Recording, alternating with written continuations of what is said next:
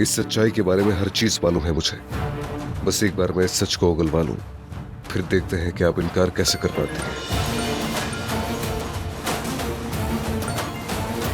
जी गई ओवर। अब्बास ने तुम्हें पैसे दे दिए हैं, अब तो तुम जा रहे हो ना? काश कि ये पहले सोच लेती आप। एक मासूम लड़की को यूं ही गाड़ी से कुचल दिया अब्बास ने। बात सुनो मेरी, मैं तुम्हें कुछ पैसे और दूंगी। अब्बास को पता भी नहीं चलेगा कि मैंने तुम्हें इस मद में इजाफी रकम अदा की है। और मुझे क्या करना होगा? तो इसके बदले में अगर तुम कभी पकड़े गए या फिर किसी के हाथ लग गए तो याद रखना, मेरा नाम कभी भी अपनी ज़बान पर नहीं लाओगे।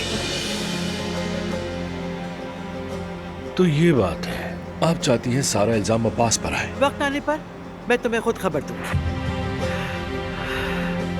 अस्मत।